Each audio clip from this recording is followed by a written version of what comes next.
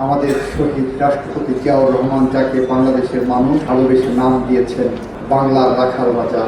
বাংলাদেশের মানুষের জাতীয় জীবনের যা কিছু শ্রেষ্ঠ অর্জন, তার সব কিছুর সাথে শহীদ রাষ্ট্রপতি জিয়াউর রহমান এবং তার পরিবার জড়িত। বাংলাদেশ যখন স্বাধীনতার জন্য উন্মুখ হয়েছিল, ৭১ সালে যখন পাকিস্তানি হানাদার বাহিনীর মুখোমুখি দাঁড়িয়ে গোটা জাতি দিকভ্রান্ত ছিল, দিশেহারা হয়ে পড়েছিল।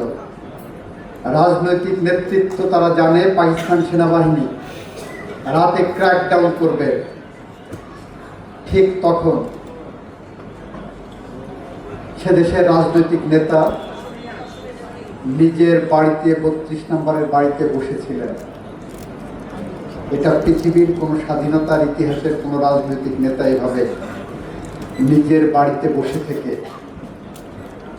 মুক্তিযুদ্ধ করবেন, এটা কখনো কল্পনা করা যায় না। আপনারা যারা লেখাপড়া করেছেন, হয়তো পড়েছেন, তবু আমি একটু মনে করিয়ে দিতে চাচ্ছি। জেনারেল নিয়াজির একটি বই আছে, নিয়াজির পিএস সালিক সিদ্দিক, মেজর সালিক সিদ্দিকের একটি বই আছে, বইয়ের নাম হলো এ উইটনেস টু সারেন্ডার।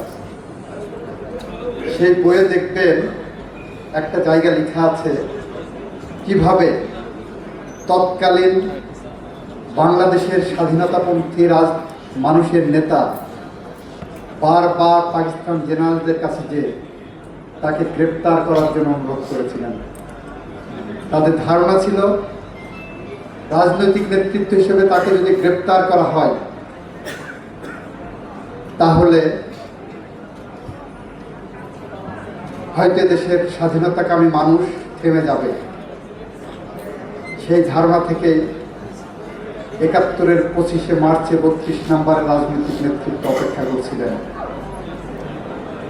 কিন্তু বাংলাদেশের মানুষের পালস বুঝেছিলেন আমাদের শহীদ রাষ্ট্রপতি জিয়াউর রহমান, যাকে বাংলাদেশের মানুষ পরবর্তীতে ভালোবেসে নাম দিয়েছেন বাংলার রাখাল রাজা। জিয়াউর রহমান একটি নাম নয়, জিয়াউর রহমান বাংলাদেশের মানুষের সাহসের বাতিঘর, প্রেরণার উৎস। জিয়াউর রহমান এবং তার আদর্শের সৈনিকরা প্রত্যেকে এক একটি প্রমিথিউস, যা বারবার মৃত্যুর মুখে দাঁড়িয়েও ঘুরে ফিরে এসে বাংলাদেশের গণতন্ত্র উপহার দেয়।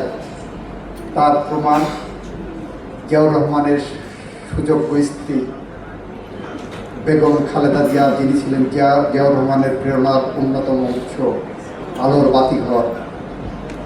৮২ থেকে ৯০ পর্যন্ত সামরিক শাসনের বিরুদ্ধে যখন বাংলাদেশের গণতন্ত্র হত্যা হয়েছিল, ৮২ থেকে ৯০ পর্যন্ত রাজপথে যখন জাফর, জয়নাল, দীপালি সাহা, কাঞ্চন, রাউকুন, বসুনিয়া, শাহজাহান, সিরাজ, ডাক্তার মিলন, নূর হোসেন জিহাদের রক্তে এদেশের গণতন্ত্র যখন ফিরে আসার জন্য আকুতি করছিল, সেই আকুতিতে নেতৃত্ব দিয়েছিলেন বেগম খালেদা জিয়া। জিয়াউর রহমানের আদর্শের পথ ধরে বাংলাদেশের আজকে সংসদীয় গণতন্ত্রের দ্বার উন্মোচন করেছেন বেগম খালেদা জিয়া। জিয়াউর রহমানের আদর্শের পথ ধরে